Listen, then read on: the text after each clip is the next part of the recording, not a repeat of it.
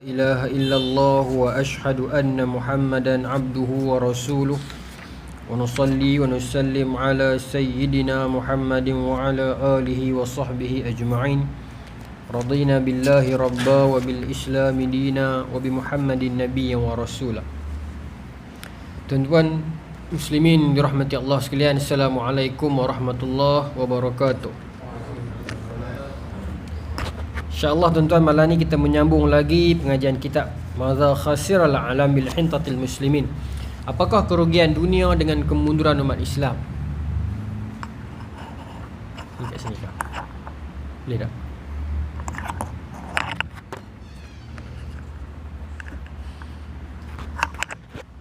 Okey. Maka tuan-tuan, kita nak sambung muka surat 164 noh. Masih lagi di dalam, saya undur sikit.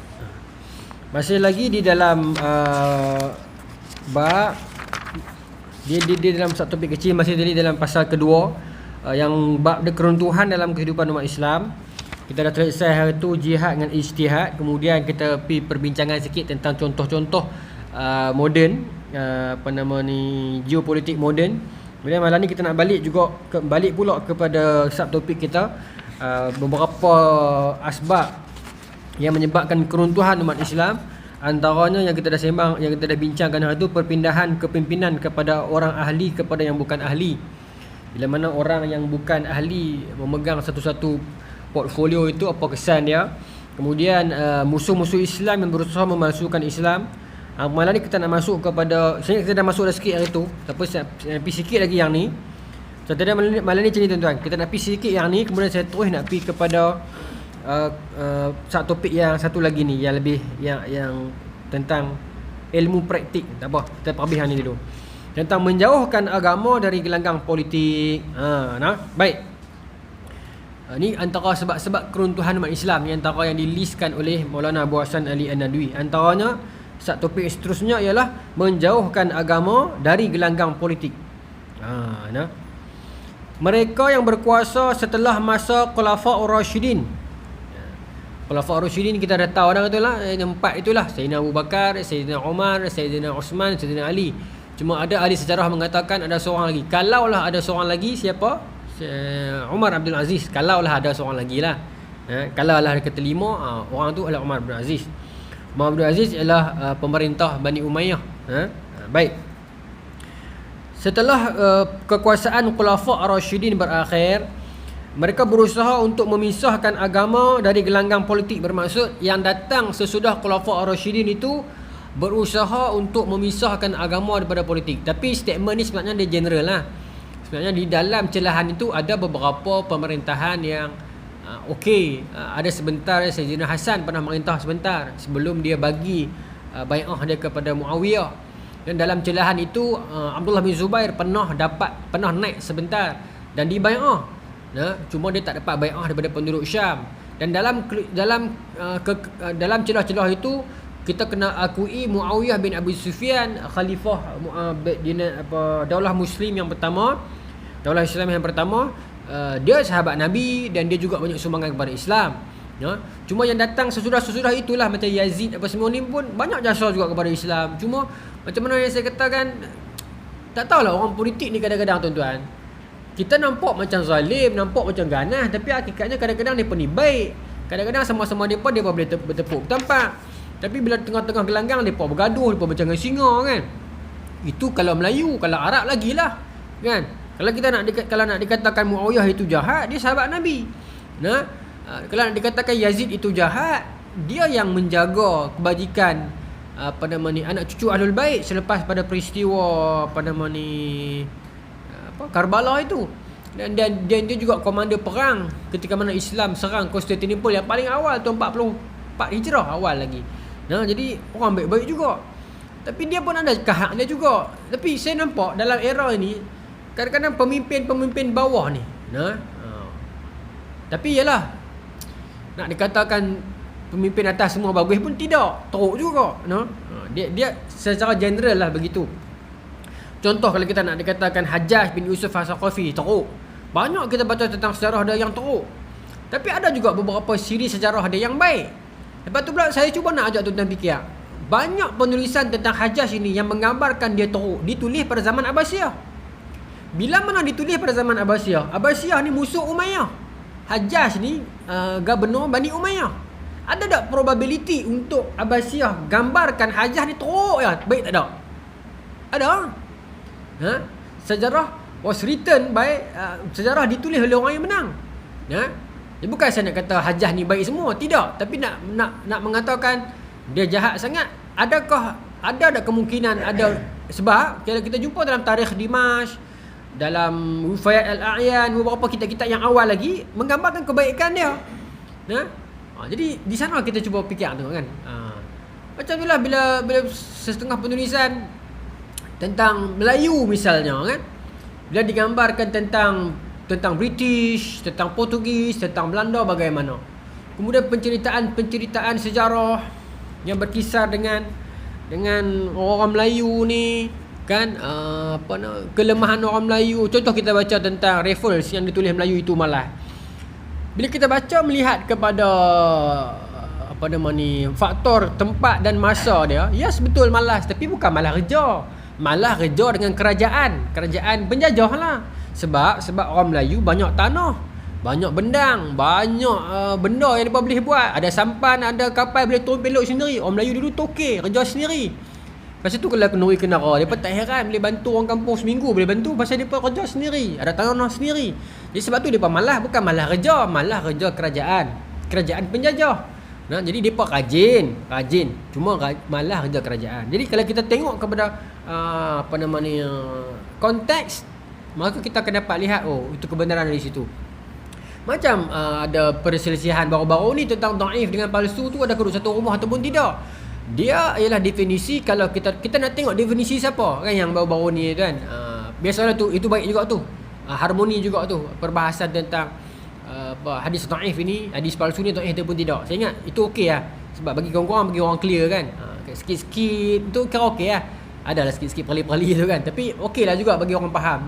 Tapi kalau kita nak melihat jalan yang lebih harmoni, kalau kita minta hadis palsu itu adakah dia dhaif ataupun tidak, menurut definisi siapa? Menurut definisi mutaqaddimin, yes, dia masuk bawah payung tu. Tapi menurut definisi mutaakhirin dan muasirin, ulama dah keluarkan dia palsu duk rumah yang lain. Jadi sebenarnya okey ya. Jadi kalau kita melihat kepada zaman, melihat kepada konteks, kita akan dapat, saja saya nak kongsi dengan tuan-tuan sikit lah. Tadi lah kata tak ada idea malam ni. Dulu tadi dapat idea. Contoh kita melihat kepada konteks Melayu, cerita Melayu sikit. Ada mazhab yang mengatakan hang tuah itu tak wujud. Berdasarkan beberapa penulisan, beberapa pembuktian. Contohnya, cerita tentang hang tuah 5 bersaudara ni sebiji macam cerita pendekar-pendekar di Jawa, hikayat Panji Semarang. Kemudian cerita-cerita tentang hang tuah dibawa oleh Sultan Mansur untuk pi lawan dengan Tamim Sari, dapat Tamim Sari di Majapahit. Era itu nampak tak logik sebab Majapahit telah jatuh kegemilangan dia tahun 1364. Melaka baru naik 1411. Hatta hantuah lahir 1431. Nampak anachronism kat situ kan. Lepas tu pula ni ada hujah-hujah orang yang mengatakan tak wujud ni. Kemudian perkataan tuah itu tidak wujud lagi pada kurun ke-15. Perkataan tuah cuma wujud pada kurun ke-18 dan dibuktikan di sudut aspek bahasa betul. Tetapi ejaan tawaha tu memang ada. Dan dalam bahasa Melayu Sanskrit, tawaha tu boleh dibacakan tuha ataupun tuh, T-U-H. Dan kalau tuha bermaksud lelaki yang baik, kalau tuh bermaksud sandaran kepada sultan. So kedua-dua maksud ni pun betul lah kalau bagi saya. Kalaulah batang tubuh, kalaulah hang tuah itu tak wujud, barangkali lelaki itu wujud. Faham tak? Barangkali lelaki itu, kalaulah dia bukan hang tuah pun, tetapi lelaki itu, that particular man itu ada. Sebab banyak rujukan premier luar negara kebanyakan. Dalam negara ni dia sekunder. Hikayat hang tuah juga agak kelewatan. Sulalatul Salatin juga kelewatan. Dia 1636 Tun Sri Lanang, itu masa kerajaan Johor lagi. Agak kelewatan. Tufat Nafis lagi lah. Itu 3 karya terbesar Melayu yang menyebut tentang hang tuah. Tapi kalau sumber eksternal, sumber luar, banyak yang premier. Antaranya ialah yang Profesor UPM bawa balik mai tu, Rekidai Hoan itu, catatan kerajaan Rukyu, menyebut tentang La Syamana. Banyak kali yang ada urusan yang mewakili Sultan Melaka yang buat urusan dengan pelabuhan di Rukyu itu, sekarang Okinawa. Kemudian The Commentaries of the Great Albuquerque, iaitu catatan pengembaraan Albuquerque yang dikeluarkan dalam tahun 1576 oleh anak dia, Bras Albuquerque. Yang disebut tu tentang satu orang Laksmana tua. Yalah tua lah. Kalau kita kira balik dengan masa Al-Fasud Albuquerque sampai menawan Melaka, masa tu dah satu orang Laksmana tua baru balik nak masuk Melaka tak boleh, maka dia konon duduk termasik di Singapura. Dan Albuquerque menyatakan Laksmana Lezeman, disebut Lezeman, this particular Lezeman ini seorang warrior kuat, hikmah dia besar, bijaksana. Jadi memang Albuquerque ni gerun dengan dia. Tapi dia tak boleh mai, dia dihalang di Sungai Muar. Jadi kalau kita baca konteks sejarah Melaka, Laksmana yang kuat hebat masa tu, siapa dia kalau Melaka? Laksmana masa tu, Laksmana Khoja Hasan. Khoja Hasan baru 30-an. Dikatakan Laksmana umur 80, tolak balik. Laki tu lah. Kalau bukan hantuah pun, lelaki itulah yang dirujuk sebagai hantuah oleh kita ni. Kan? Mungkin lelaki tu dah ada. Kalau kita setuju dengan pendapat yang kata perkataan tuah tak wujud, yes, mungkin nama dia lain. Tetapi itulah lelaki yang kita rujuk sebagai tuah itu. Anda faham kan? Jadi maksudnya, saya nak abang amalan ini, kita nak kena tengok satu-satu benda pakai kacamata zaman itu, baru kita tak jadi sengketa.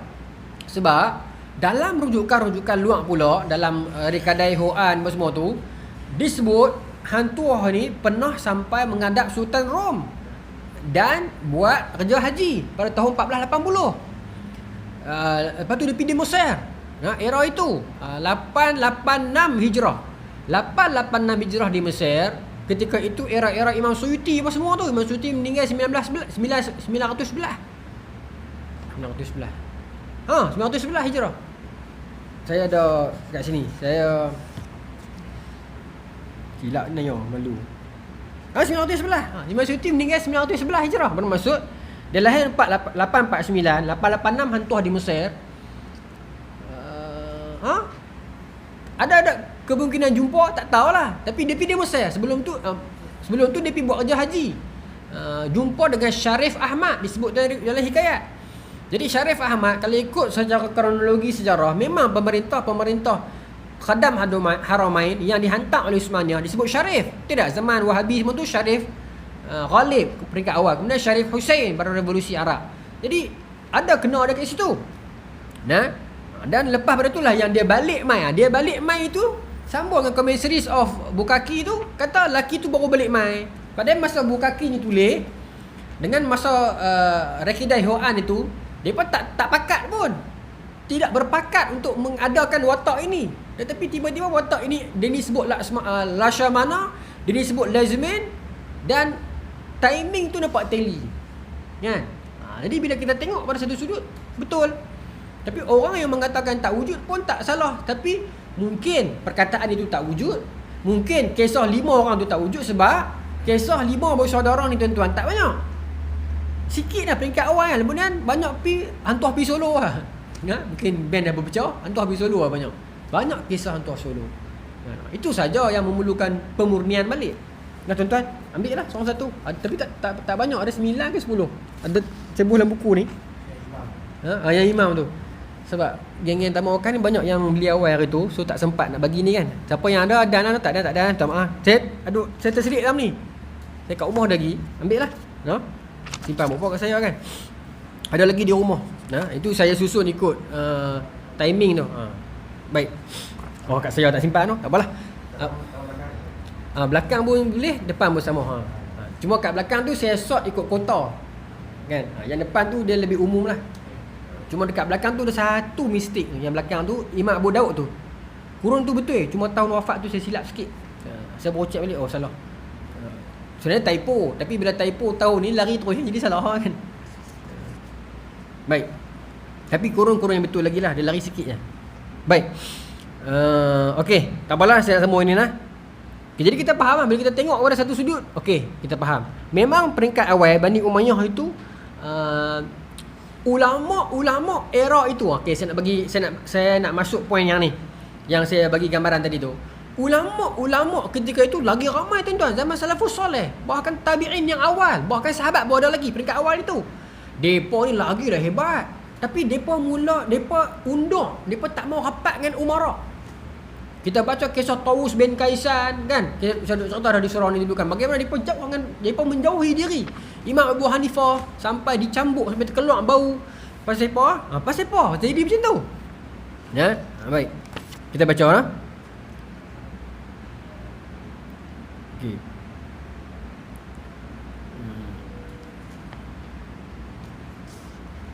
Oh, okey. Namun mereka menyalahgunakan kekuasaan yang ada pada mereka dengan memainkan politik semahunya. Jika perlu mereka gunakan para ulama dan para pemuka agama untuk menunjang kepentingan mereka. Jika perlu mereka jauhkan. Pokoknya mereka berusaha untuk memainkan politik tanpa mengendahkan larangan agama sedikit pun. Mereka menjadi penguasa-penguasa yang absolut sebagaimana Kaisar Romawi dan Persia.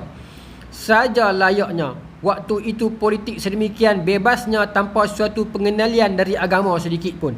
Sedangkan para ulama' dan ahli agama mereka singkirkan dari sisi mereka sehingga para ulama' dan ahli agama terasing dan sibuk dengan urusan mereka sendiri. Ya, baik. Saya pernah bawa dah buku ni kat tuan-tuan. Saya tak ingat. Tapi ini dia adalah kertas kerja diperbukukan. Ya. Saya baca sikit lah. Tentang latar dunia Islam dengan dunia Kristian, bagaimana ulama' dengan pemerintah. Ya. Baik. Dia cerita kat sini, pencanggahan antara autoriti agama dengan autoriti politik telah pun bermula sejak mula-mula Umayyah lagi, dia kata. Ya. Bukan sahaja ulama' di sudut Syiah. Antaranya Ja'far As-Sadiq. Imam Ja'far As-Sadiq bukan Syiah, tapi Syiah menganggap dia ulama' mereka lah kan, imam mereka. Tetapi juga ulama'-ulama' Sunni seperti mana imam yang empat, kesemuanya enggan bekerja dalam negara. Semua tak mau kerja SPA, tak mau. Imam Syafi'i pernah sat, itu pun bukan SPA, itu SUK, lebih bahasa mudah lagi tu lah, di Yaman. Itu pun kena fitnah oleh geng penjawat awam yang lain, tak setuju dengan dia. Ya, dia difitnah sebagai Rafidhi. Itu pun sat je. Kemudian dia berhenti buat kerja sendirilah. Baik. Okey. Imam Ja'far As-Sadiq diracun hingga mati. Imam Abu Hanifah mati dalam penjara. Imam Malik dirotan. Imam Syafi'i ditahan dan dirantai. Imam Ahmad dipukul di dalam penjara. Ya, baik. Okey. Adalah benar bahawasanya beberapa orang ulama Sunni juga ada jawatan, betul. Dua anak murid Imam Abu Hanifah, Qadhi Abu Yusuf dengan Muhammad bin Hasan Syaibani, kedua-duanya jadi ketua hakim negara zaman Abbasiyah. Ada, tetapi secara umumnya tak ramai. Kebanyakan orang yang ambil pendekatan menjauhi pintu ulama. Tuan-tuan kalau buka Syiar A'lamun Nubala, baca pada satu kurun itu, tuan-tuan dapat tengok banyak dia bercerita pasal pemerintah mereka. Jangan pergi kat pintu pemerintah, jangan menghadiri majlis pemerintah, banyak. Saya duk rajin baca, bila saya baca saya heran. Pasal apa banyak sangat bab itu yang dimasukkan Imam Zahabi. Quotation mereka tentang menjauhi pintu pemerintah. Bila saya tengok balik, dia duduk dalam kurun yang lebih kurang satu tabakat yang sama. Mungkin pada tabakat itu ada problem antara pemerintah dengan ulama'. Dan bila saya baca buku ni, okey, dia tally. Saya sambung eh. Baik. Mereka bukan saja tidak menerima wang dan kedudukan. Para ulama' enggan menunjukkan rasyad, signal, isyarat kepada pemerintah. Baik. Okey, yang ni menarik. Saya ingat saya baca dah kot di surah ni. Kalau saya baca dah ulang kaji, kalau saya tak baca lagi, poin baru. Seorang pengkaji, saya ingat saya baca dah kot di surah ni, Hayy Cohen ni, dia buat analisa tentang apa ulama'-ulama' ni buat. Sebenarnya bila dia tak kerja kerajaan, dia jadi penceramah, jadi ustaz, jadi ulama', dia pun makan gaji kot mana. Okey, baik. Dia kaji biografi 3,900 orang ulama' dari kurun ke-8 sampai kurun ke-11 Masih. Baik. Dan dia dapati apa yang berlaku. Okey, berbeza dengan dunia Kristian. Kristian lain. Kristian memang ulama', memang duduk dalam kerajaan dan memang makan gaji kerajaan. Era itu nah. Okey, ulama' Islam apa depa buat? Saya baca sikit. Kebanyakan daripada para ulama' dan keluarga masing-masing bekerja dalam bidang industri, khususnya dalam sektor-sektor industri kecil dan tekstil 22%, pemprosesan makanan 13%, pedagang general, pedagang umum 11%, Menjual produk kulit ataupun besi ataupun kayu ataupun tanah liat 9%. Berurusan dengan barang-barang hiasan dan minyak wangi 8%. Ada bank, pengguruk wang, money changer, dan juga middleman, orang pertengahan 5%. Penjual buku, penyalin buku dan penjual surat khabar 4.5%. Tutor 8%. Saksi 3%. Dan hanya sebilangan kecil sahaja dalam kalangan mereka yang bekerja sebagai pegawai kerajaan. Sikit sangat dia. Jadi maksudnya ulama dulu ni ada kerja kedai minyak wangi, kerja buat ni, tapi at the same time they were ulama. They were scholars. Tapi mereka dihormati. Baik. Tapi saya ingat saya dah sebut dah itu 28.30. Saya ingat saya dah sebut dah itu yang mana benda ni dia mula dipecahkan pada kurun ke-11, iaitu zaman Nizam Al-Muluk, kan? Zaman Nizam Al-Muluk, di mana depa train budak-budak ni main mengaji di sekolah madrasah nizamiah. Jadi madrasah nizamiah tu dia jadi gini, tuan-tuan. Jalan ni ada. Ada.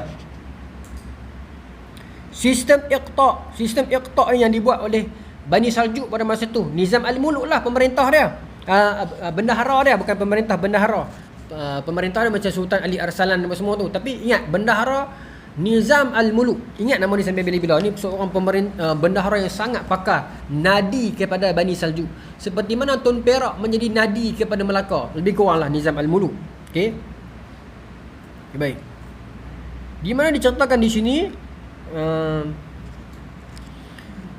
asas keinstitusian perikatan ulama dan negara adalah apa yang mula-mula menyebabkan ulama mula lunak dengan pemerintah pada abad ke-11, iaitu puncanya ialah rangkaian madrasah, sistem pendidikan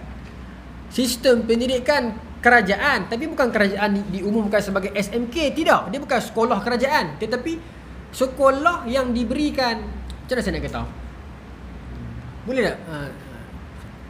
Sekolah tu dia macam mana saya nak bagi contoh kat Malaysia, ada tak? SMK dia kerajaan tu kan?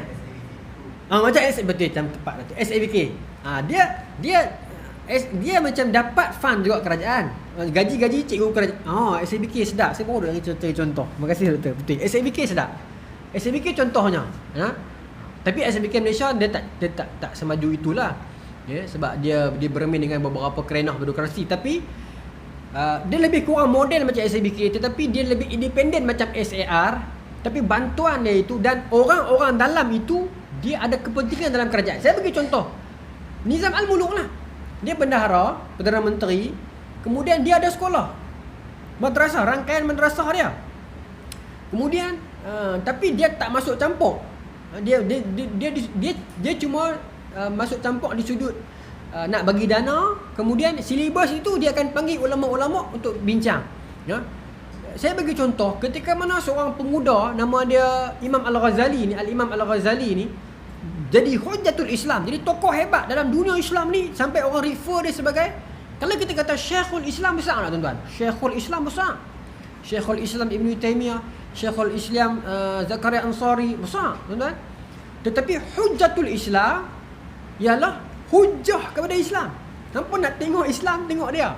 Hampa nak tahu apa pasal Islam, kamus dia orang ni Hujjatul Islam, menjadi hujah, mewakili Islam. Dia tu punya besar Imam Ghazali.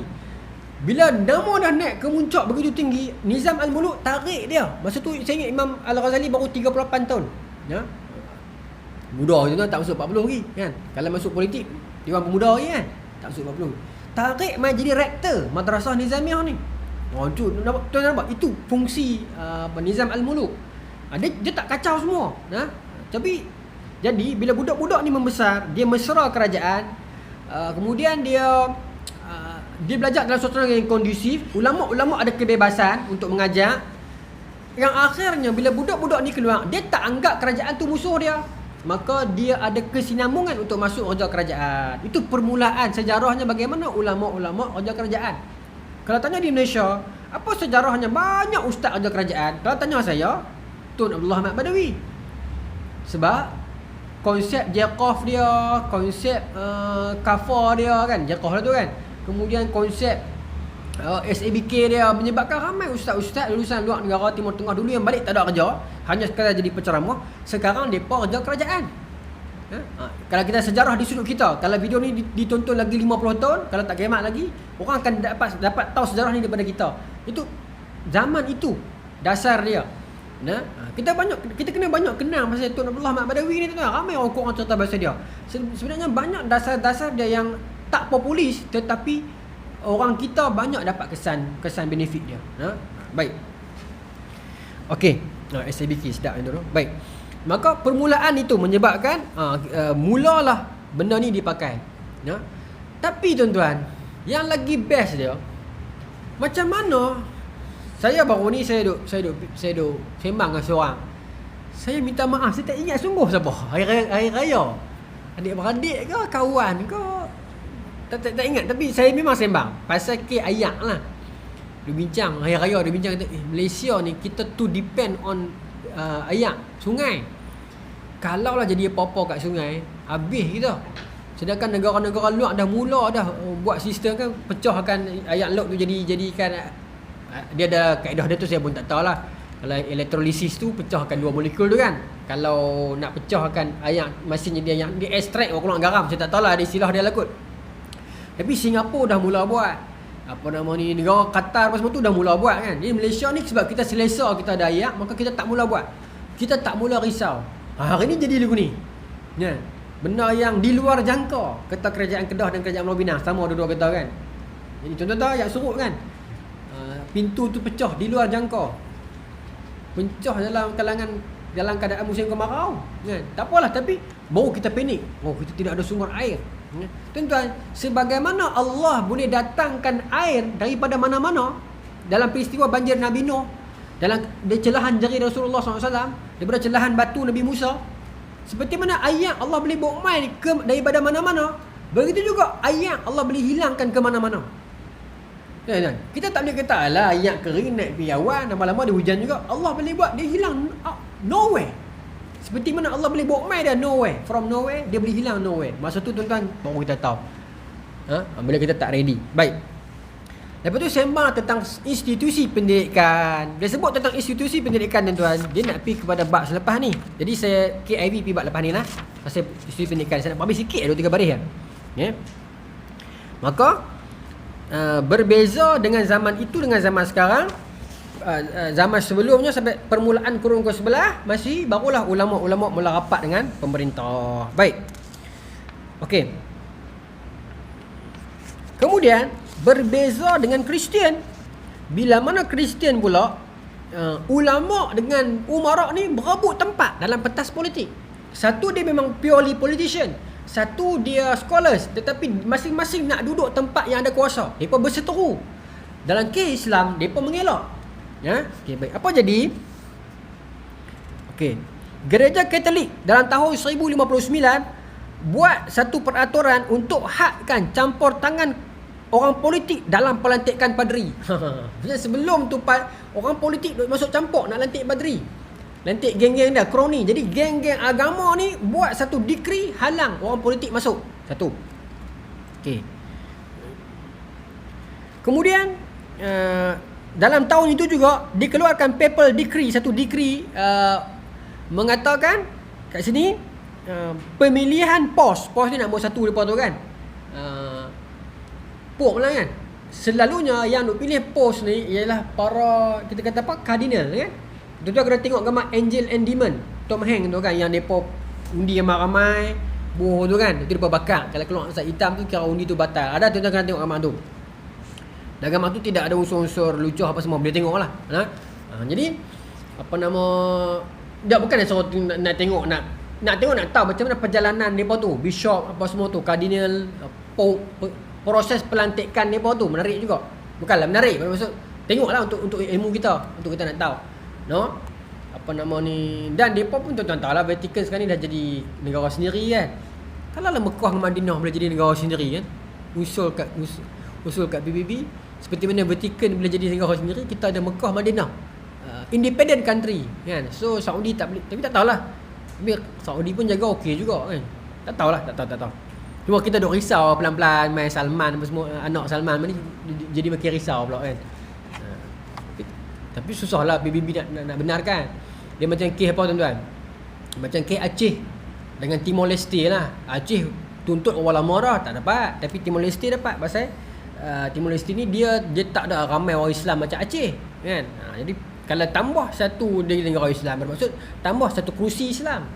Konsep PBB macam parlimen kita kan, boleh tambah satu seat Islam walaupun negara tu kecil. Itu isu dia. Betul, PBB tak bagi mudah nak tambah negara Islam. No? Baik, tak apalah. Balik pada yang ni. Jadi mereka buat satu dekri untuk halang pemerintah kacau pelantikan Padri nombor 1. Baik. Namun King Henry keempat berkeras dan masuk campur juga dan berlaku peperangan mereka. Baik.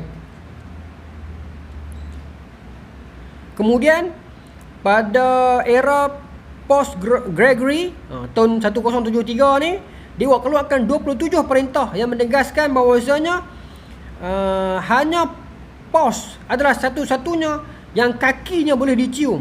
Tak tahu ni kahak dia Kristian ya. Dan hanya dia seoranglah yang boleh pilih para bishop, para kardinal ni. Ya. Kerajaan tak boleh masuk campur. Dan pos ada kuasa nak menggulingkan maharaja. Itu. Maksudnya saya nak bagi kat tuan-tuan gambaran dua zaman ni, satu zaman tapi dua alam ni, satu barat, satu Islam. Satu geng ulama tarik diri, tak mahu masuk campur.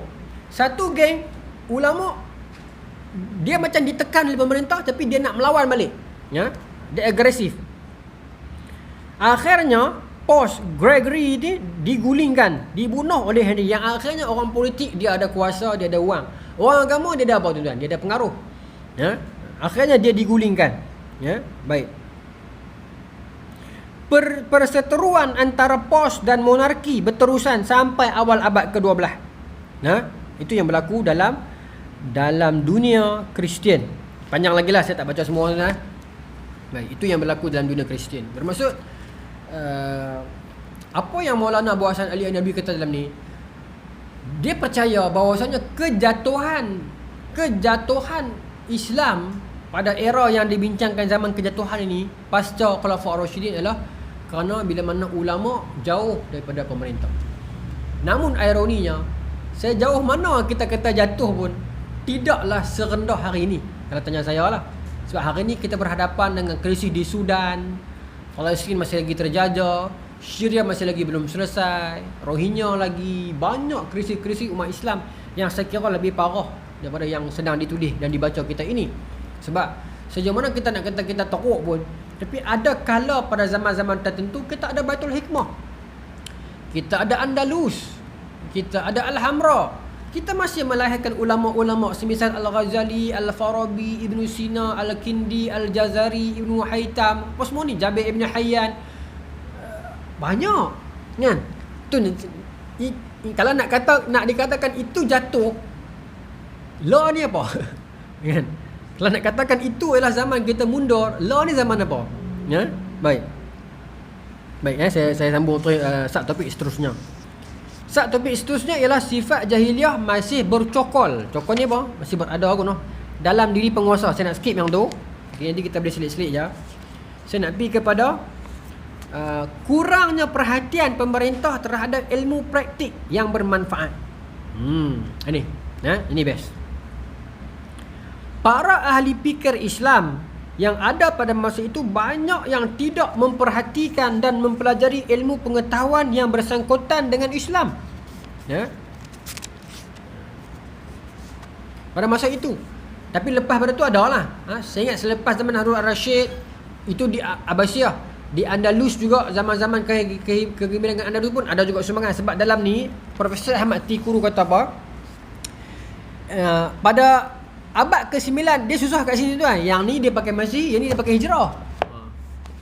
Pada abad ke-9 dan ke-12 hingga ke-12, Eropah mengalami keadaan sosio-ekonomi dan saintifik yang inferior jika dibandingkan dengan dunia Islam. Mengenai kadar literasi, perpustakaan Muslim seperti di Baghdad, Kairah dan Cordova mempunyai ratusan ribu buku, manakala perpustakaan di Barat hanya mempunyai kurang daripada 600 buku. Ratus ribu buku dengan kurang daripada 600 buku seluruh Eropah. Kecuali Andalus lah, Andalus Eropah juga kan. Tapi kota Islam lawan kota Kristian. Baik. Sedangkan orang Eropah Barat, umat Islam mula menghasilkan kertas pada abad ke-8. Sedangkan orang Barat Eropah perlu 5 abad selepas itu untuk menghasilkannya. Sebab tu tuan-tuan, bila kita patah balik tengok sejarah, yang mendominasi banyak kitab-kitab ilmu semua Islam. Semua Islam. Tapi mai era hujung ni kita tertewas. So, tuan baca buku Ibn Rijal tu, yang Islam Muslim Krisis tu. Tak habis lagi buku tu, berlambak lagi dia umur. Tengok dah 400 lagi saya kira malam. Sorry, bukan 400, 300 lagi.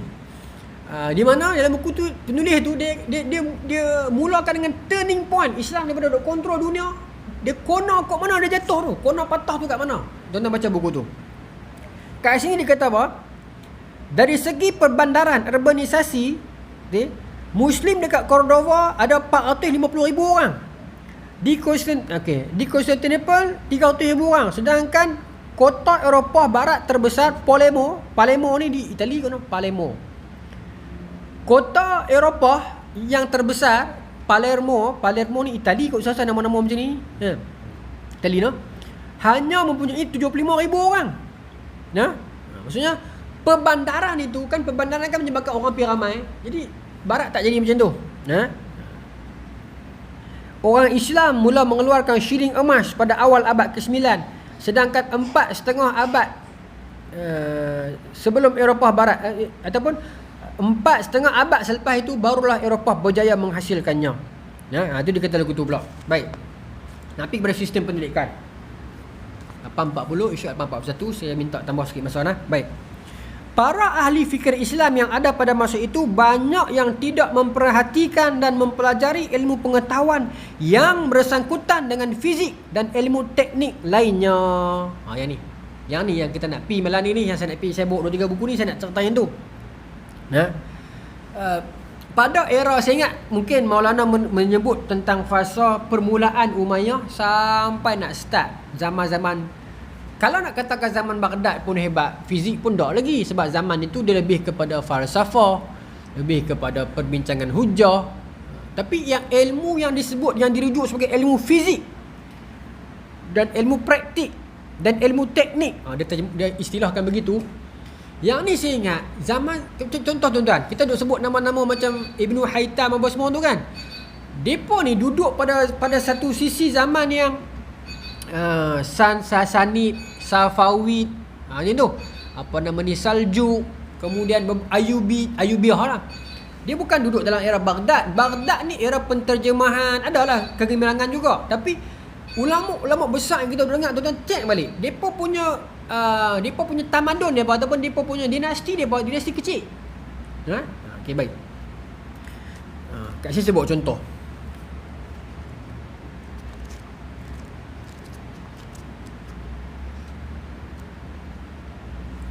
Sebut contoh Baik. Contohnya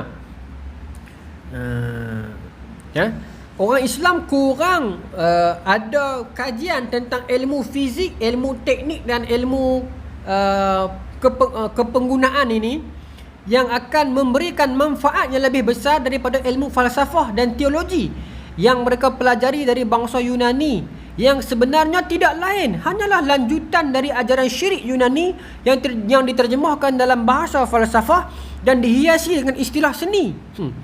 Sebenarnya semua itu tak lain hanyalah suatu prasangka dan hayalan kosong belaka. Allah, sedap, pedih juga. Tapi apa yang Maulana sebut ni tuan-tuan, kita telah menghadapi fitnah ini dulu. Perbincangan tentang teologi yang terlalu abstrak. Cuba memikirkan tentang zat Allah, memikirkan benda yang Allah tak bagi kita, tak perlu fikir pun. Ya, kita kena fikir tafakkaru fi khalqillah, fikir tentang ciptaan Allah. Wala tafakkaru fi zatillah, jangan fikir tentang zat Allah. Tapi dia mula fikir dan perbincangan itu jadi besar. Tentang suara Allah, Nabi Musa dengar itu suara Allah ataupun apa. Bukan senang kita perbincangan itu salah. Tetapi bila dia bermain dalam kalangan ahli, okey, ahlul kalam dan sebagainya, dia turun main kat orang awam, dia jadi fitnah, tuan-tuan. Tuan-tuan setuju ataupun tidak dengan saya? Sebahagian besar perdebatan yang kita tengok akhir-akhir ini, kita faham tak?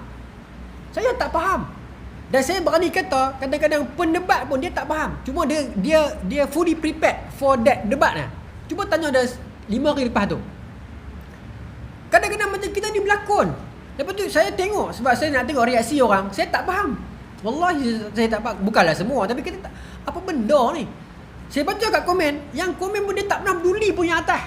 Betul kan? Dia tak peduli pun poin apa. Dia cuma peduli, hang bodoh, ustaz ni tak guna, hang ustaz ni hitam, ustaz ni penipu. Tuan nampak tak kat komen tu? Dan malangnya benda yang Maulana kata ni, yang berlaku dulu-dulu kita buat balik. Dia kata benda ni kosong ya. Kuki hanya kerana dia bukan geng kita, kita tak peduli apa fakta dia, kita hantam ya. Hanya kerana dia geng kita, dia salah macam mana pun kita akan backup dia. Itu jadi gitu tuan-tuan. Jadi lagu tu. Apa nama ni? Dan kata Maulana benda tu kosong. Dan hakikatnya kadang-kadang kita pun rasa macam, lah benda ni tak payah debat kot. Benda ni common sense kot. Kadang kita pun rasa macam tu kan. Apa ada bodoh panjang kan? Benda ni kecil je. Kadang-kadang ada ustaz tersilap sebut slip of the tongue. Lebih sebut apa? Tinggi menara berapa kilometer tak tahu. Dan ustaz pun dah perbetulkan dah. Cukup lah. Ustaz pun kata tersilap sebut. Okey lah. Dah dia panjang sampai 2-3 tahun ni. Jadi begitu. Begitu juga lah orang lain pun. Dia bukan kata satu ni betul, hal lain dia salah betul tak. Maksudnya saya bagi contoh lah. Maksudnya ada dalam kedua-dua kelompok lah. Maksudnya kadang-kadang orang yang kritik sendiri pun, dia pun tahu ustaz ni tersilap sebut. Saya pun banyak tuan-tuan. Kita pun banyak slip of the tongue, kita pun banyak. Tapi seolah-olah kita hukum dia macam dia salah besar kan. Kalau tanya saya lah, banyak lagi penceramah lain yang buat main hadis palsu, yang merepek banyak lagi berbanding dengan ustaz kita yang ingat tak mampu pun, slip of the tongue satu ya kan. Tapi dia jadi lagu tu pasal apa? Pasal tak tahu, mungkin kerana dia popular dan dia pun agak melawan juga, jadi lagu tu kan. Kadang-kadang kita rasa sedih. Begitu juga sebaliknya pun kena juga samalah kadang-kadang. Kadang-kadang ada beberapa poin daripada kelompok ini juga yang betul pun kita tak terima pasal dia bukan geng kita. Jadi begitu. Dan perbahasan-perbahasan yang kadang-kadang kita rasa macam buang masa. Tuan-tuan kalau pergi duduk berkawan dengan geng-geng gunung, lagi dahsyat dia berbincang. Geng-geng ilmu isi ni. Lagi dahsyat. Kita semua tak betul kita semua ilmu kulit lah. Orang fiqh belakang kita ni, depa semua orang isi. Lagi dalam. Bukanlah dalam, saya rasa macam yang ni hamil dengan bahasa yang ni, bukan dalam tahu mana pun. Saya memang pasal cinta pada Allah. Cinta tu cinta lagu mana? Cinta kulit ke cinta? Dia ada bahasa dia lagi sedap. Saya tak pandai nak urai, tapi bahasa dia pun tu sedap. Jadi kata Maulana Hasan, sebenarnya hakikat dia, saya masih optimis yang akidah tak boleh dijadikan susah. Sebab kalau akidah itu susah, hanya orang pandai masuk syurga. Orang bodoh tak boleh masuk syurga. Sebab susah. Jahat, bahaya. Tapi saya punya pendapat peribadi, kalau saya salah saya minta maaf. Tapi ilmu akidah yang mendalam untuk seseorang itu mengajar akidah, yes lah, itu ahli mereka, saya tak mahu masuk campur. Tapi akidah secara umum ni, kita tak boleh hukum seseorang itu hang tak cukup akidah hang tak betul kerana hang tak mendalami rules of akidah yang macam ni. Itu saya ingat tak. Cukup sekadar dia memahami betul-betul yang dia tak syirikkan Allah. Laisa kamitslihi syai'un, Allah tak sama dengan semua kan. Dia faham itu cukup. Maka saya ingat itu kita tak boleh hukum dia lemah akidah dia, tak boleh. Kalau tidak, orang yang dia memang ada aras pemikiran yang tinggi, dia boleh pijau. Tapi orang yang macam apa benda ni, dia tak faham ni, maka apa nasib dia? Allah Maha Adil tuan-tuan. Allah Maha Adil. Saya faham macam tu. Saya dah takut dah cakap macam ni, tapi saya rasa macam tu lah. Bukan saya rasa macam tu, memang sepatutnya begitu. Sebab saya sanak dengan dalil sebab orang hantam saya. Seorang bertanya Nabi, qul li fil Islam ya Rasulullah, qul li fil Islam qaulan la as'alu anhu ba'da. Ya Rasulullah, tolong cerita kat saya pasal agama ni, pasal Islam ni yang aku dengar jawapan ni aku tak tanya orang lain dah. Maksud dia ni searcher, dia duk cari. Ya? Dan dia nak satu jawapan yang konkret pasal Islam. Maka Nabi kata apa? Qul amantu billah summa istaqim. Hang katakan hang beriman pada Allah sungguh-sungguh dan hang istiqamah. Cukup. Mana? Katakan padaku Islam, satu perkataan yang aku puas. Kata Nabi, iman kepada Allah sungguh-sungguh dan istiqamahlah. Baik. Tetapi perbahasan akidah yang panjang-panjang tak bolehlah kita tutup. Bermaksud dalam kalangan ahli mereka, silakanlah, itu perbahasan ilmu. Diperlukan sebagai bank, sebagai persediaan. Kalau nanti kelak muncul persoalan-persoalan yang pelik oleh golongan-golongan baru, liberal dan sebagainya, kita dah ada bank thinkers untuk jawab. Bukan saya suruh tutup, tapi bermaksud untuk awami ni kita tak boleh hukum dia sampai tahap tu lah. Baik. Kembali kepada yang kalau sekarang yang saya tengok ni, dia mengatakan bermula daripada Umayyah start sampai, dia tak sebut era mana, tapi setakat yang saya faham, pasal dia tak sebut tahun kat sini. Sebab era Baghdad hatta era Umayyah satu, Abbasiyah dah Baghdad. Era tu pun lagi dahsyat sebab era Imam Ahmad bin Hanbal kan Mu'tazilah kan, Qadarah Jawadah pun itu Abbasiyah dah. Jadi itu kurang ke berapa? Kurang ketiga dan kurang kedua, kurang ketiga zaman Imam Bukhari kena pun kes tu juga. Kes pasal kalam Quran kalamullah. Kan? Tuan-tuan nampak tak? Dia berbahas benda-benda yang terlalu abstrak. Kan? Quran ni kalam Allah ke makhluk? Kan? Itu yang Imam Bukhari kata as-su'alu anhu bid'ah. Soal ni bid'ah. Nah, Quran kalamullah full stop. Tapi mushaf makhluk. Kan? Itu berkena. Mungkin maksud saya rasa macam ni lah doktor. Mungkin Maulana memasukkan era-era itu jugalah. Perbahasan yang melampau, cuba nak cari gaduh. Kadang-kadang benda tu lah, macam tuan-tuan faham tak? Lah, benda ni pun nak lawan ke? Tak sudah. Orang ni ada hujah, orang ni ada hujah. Sebab Mu'tazilah, dia punya hujah, dia kata apa? Quran itu Quran itu makhluk. Sebab kalamullah, tentang kalamullah itu. Sebab Nabi Musa kalimullah. Kalau Quran bukan makhluk, kita kena terima Nabi Musa bukan makhluk. Nabi Isa dalam Quran disebut dengan ruh Allah. Kalau kita kata makhluk, maka kita kena terima Nabi Isa itu juga sebahagian daripada Allah. Itu tinggi tak benda ni? Saya pun takut nak contoh, tapi itu hujah Mu'tazilah. Sebab tu Ahmad bin Abi Du'ad dan beberapa orang tokoh berani sampai tahap membunuh. Sebab bagi mereka betul. Bagi mereka ulama yang kata Quran itu bukan makhluk, patut dia memang rosak akidah. Sedangkan kita tak boleh fikir ni tu, sudahlah. Quran kalam Allah, titik. Apa yang besarnya Ustaz? Besar tuan-tuan. Dia pun akan bincang, kalau Quran kalam Allah, dia sampai kat Nabi, dia sampai kat Jibril dengar lagu mana? Tuan-tuan faham? Saya nak bagi tuan-tuan nampak bagi dia ni sikit. Nak tengok complicated dia macam mana. Sepatutnya saya tak payah buka pun. Tapi saya takut orang akan tanya, benda Ustaz ni dah buat teruk, apa yang payahnya? Saya cuba nak jawab. Dia akan bincang macam ni tuan-tuan. Okey, Quran kalam Allah. Jibril dengar lagu mana? Dia terbit daripada kotak suara ke? Dia main jasad pula. Dia main terbit kan? Suara travel by air. Perlukan udara ke? Allah tak memerlukan makhluk. Sound itu makhluk ke ataupun tidak? Yang didengar itu boleh ke dengar? Jibril buat turun pula macam mana? Tu nampak. Dia nak main kot tu lah. Jadi itu yang Imam Bukhari, Imam Ahmad suruh tutup. Titik. Kita tak tahu. Ada benda kita tak boleh fikir dah. Tapi nak fikir juga. Dia jadi lagu tu. Dia jadi lagu tu. Tak sempat juga saya nak pergi Ibnu Haitam mana ni. Tak apa. Sempat. Ada masa. Jadi kata Maulana Abu Hassan, benda ni banyak sangat zaman tu. Lah buka balik tuan-tuan. Ni 2-3 orang yang mengaku liberal ni. Saya percaya syurga ni apa? Orang bukan Islam boleh masuk duduk kan. Benda ni dia main balik. Ingat kita pernah cerita dulu di surau ni. Tahun lepas kita dah penyediakan kami sendiri. Itu. Saya bukan nak promote Arkam ni lah. Saya tak promote. Cuma saya tertarik beberapa benda saja. Bukan saya ikut. Adik-beradik baru saya ni, biarah. Dia kata sistem pendidikan sekarang dia macam ni. Dia tunjuk contoh saya macam ni. Saya kena kredit nama dia. Kalau saya nak jual, saya kata teori saya pun boleh kan. Saya nak sedap, saya tak mahu lah. Saya kena kredit orang je kan.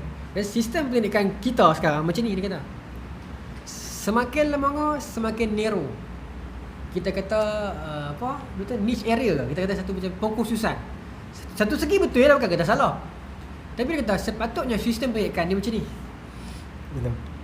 Daripada sempit dia buka. Dia boleh pelbagai skill dia. Sebab tuan-tuan, Ibnu Haytham hafal Quran, pakar qiraat.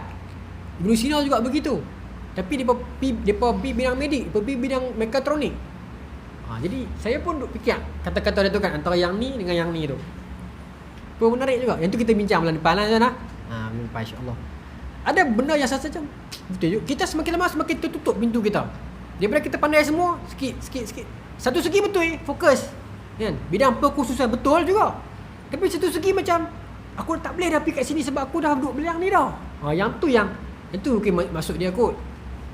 Saya tak kata teori dia paling betul, tetapi kalau kita harmonikan balik, mungkin ada beberapa tempat yang kita kurang daripada zaman dulu. Macam mana zaman dulu Al-Jazari yang tidak pernah masuk Universiti Teknologi ke, Cambridge, Oxford ke, tak ada satu sistem pendidikan yang TP5, TP6, CP5, CP10 apa macam-macam apa macam ni, tapi boleh buat robot out of, tak ada elektrik, tak ada bateri, tak ada apa, robot tuan-tuan. Minggu depan saya buktikan bulan depan. Ataupun tuan-tuan baca sendiri Abu Ismail Al-Jazari, bapa mekatronik, robot yang bergerak